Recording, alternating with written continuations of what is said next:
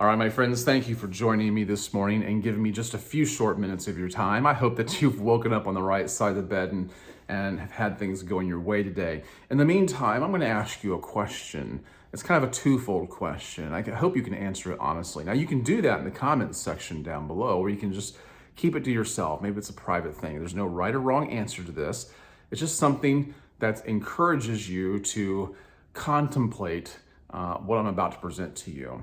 Now, in the meantime, please hit the like button, subscribe to this channel, and hit the notification bell because I have a lot of other videos just like this. Food for thought of the day kind of videos. So my question to you is, how many ideas have you had that you did not act upon? All right. Now, the second part of the question is, how many of those ideas were really good ideas? Well, you may not know. Because if you didn't act upon them, you don't know what could have become of them. You don't know if they would have been good ideas or not. You can surmise, but there's something to acting upon our ideas. Now, where I get this from is a book by Lemony Snicket. Yes, Lemony Snicket is a real man. There's a few movies, very quirky, odd movies made from his books. And this book is called Horseradish. Now, I'm going to put a link down below in the description so you can actually purchase this book for yourself if you so desire. This book, like I said, is called Horseradish. Down below it says, Bitter Truths You Cannot Avoid, or Bitter Truths You Can't Avoid. What I like about this is on the back of the book, it says, life is a turbulent journey fraught with confusion, heartbreak, and inconvenience. This book will not help. Okay, that's just the kind of guy he is. But here's what I want to read to you. Here's what I hope will make you think.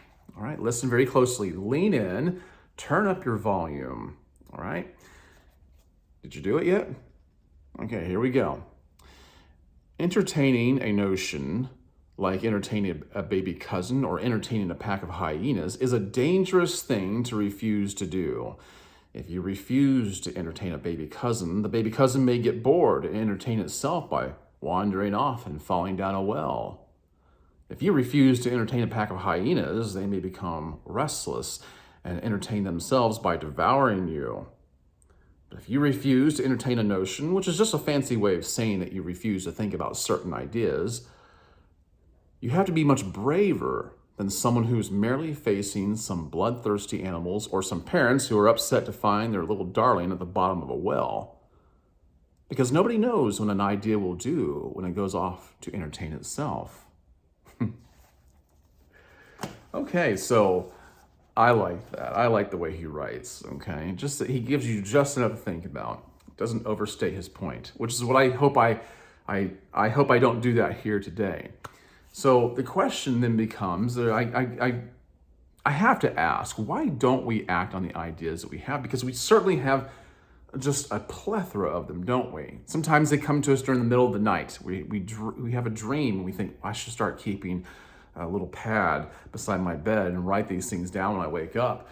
Or maybe someone says something, or you see a commercial on TV trying to get you to act on something and think, oh, maybe that's for me. Or maybe we hear about somebody doing something and we wonder if we missed the train. But why don't we act on these things? We certainly have a multiplicity of them. I think one of the reasons why we don't is because we lack confidence in our ability. We think, I couldn't do that. I'm not equipped. I certainly don't have the intelligence or the resources, perhaps, to do that. So we lack confidence in our ability. We're also afraid of what others would think. They might think, well, look what he's doing now. Or he's silly. He's kind of funny, you know. He's just crazy. We're concerned about what everybody else will think, whether they're going to give us their support or not, which is a valid question, because a lot of times you don't, okay? But that is one of the reasons why people don't act on their ideas, or they're afraid it'll be too much hard work. Sometimes it is a lot of hard work, but that's one of the things that will hold people back, or they say there's not enough time. Maybe there's not enough time in their day, or maybe there's not enough time in their life. That's something to consider, right? I mean, after all, we're stretched pretty thin, you know, between work and children and marriage and other competing interests and And so it becomes a valid point, right? But these are some of the reasons why people don't act on the ideas that they have. But you got to get to a certain point where you realize that there's so many things I could have done, but I didn't. And I had my reasons and they seemed like good ones, but what could I have done? Where would these ideas have gone? How would they have entertained themselves if I had acted upon them in some way, at least half of them? Well, here's what you do about it. You can start changing all of that now. I'm going to give you 4 ways you can do that. They're very simple. They're not earth-shattering, they're not groundbreaking, but they will work. So listen carefully. Here's what you can do about it. First of all, when you have an idea come into your head, don't overplan. Don't overplan your idea. Overplanning an idea will kill it. Because that's when you start thinking, I don't have the ability to do this, I don't have the resources, I don't have the time. So don't overplan your ideas. Just simply ask yourself, what is one thing I can do every day? Which takes me to my next point. Take baby steps. Just move gradually toward doing something every day that moves you in the direction of your idea. I had a friend, he's passed away now, but he loved the music industry and he wanted to work in the music industry. So what he did was he'd go to concerts. And you think, how does that get you in the music industry? Well, he'd find a way to needle his way backstage. It took him a while. And he became friends with the people backstage. He became friends with the celebrities, and then he became friends with producers and artists and whatnot. And the connections he had were amazing, but he took baby steps. And he told me this one time. He said, I do one thing every day that puts me moving a little bit closer to the object to which I desire. And in fact, what he said he did was when he first started, before he even started going to concerts and whatnot, was he started working at Specs Music Store. I don't know if any of you remember those, but they're music stores you usually find in malls. I mean, it was that simple for him. He broke it down that simple, just one thing every day. So take baby steps. The number 3, I would say, is never make promises. There's a lot of people who tell you, let everybody know what you're doing, and it'll keep you accountable. I don't agree with that at all whatsoever, because the argument is that you need to be committed to this idea. It's how it's going to make it work. Well, to some point, if it's a good one, if it's a good idea, but there's many good ideas out there. What if something better comes along?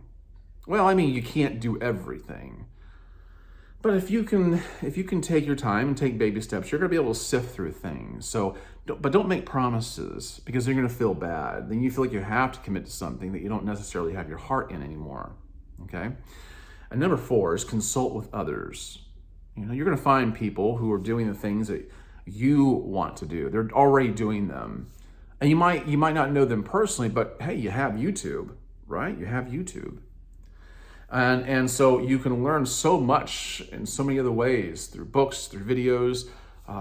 There are people who offer their services, people who offer coaching, and they're all over the place out there, no matter what you want to do. But you got to act on it. You got to do something about it. You got to take little baby steps every day. Involve yourself in some way, in some facet, every day. Now you might be wondering, well, what if I fall flat on my face? Well, what if you sprout wings? You've ever thought about that?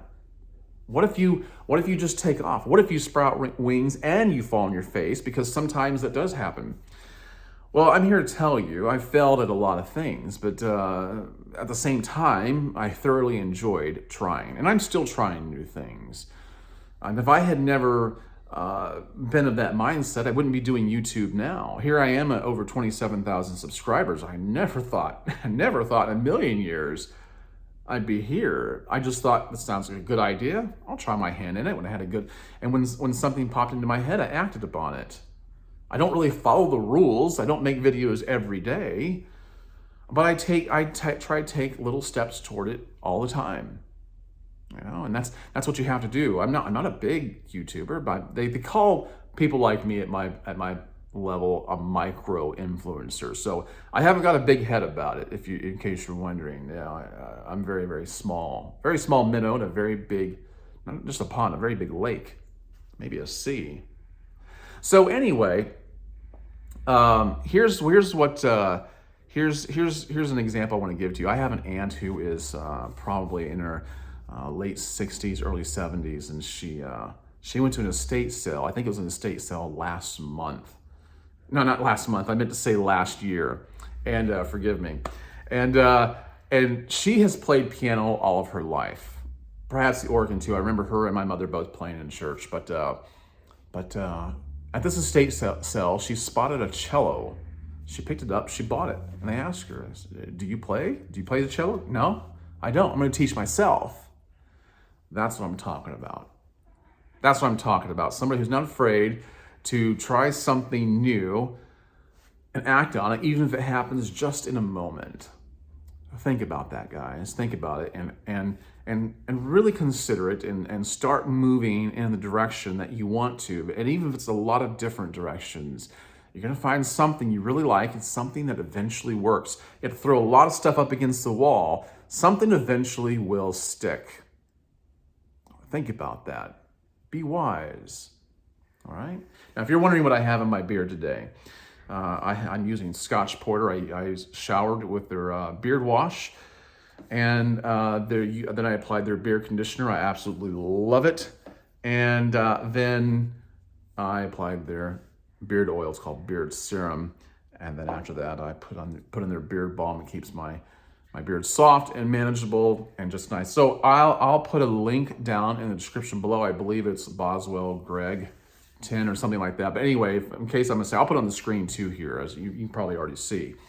And that will get you $10 off of any of your purchases of $35 or more, which is a great savings because that actually ends up amounting to more than 10, 20, sometimes 30%. So check Scotch Porter out. And if you're interested in the book I just talked about, then you can click on that link likewise. But I hope it's meant something to you. If it has, let me know. Give me some feedback. I appreciate all of you. Thank you for watching. And I'll catch you in the next one. Have a great day. Bye-bye.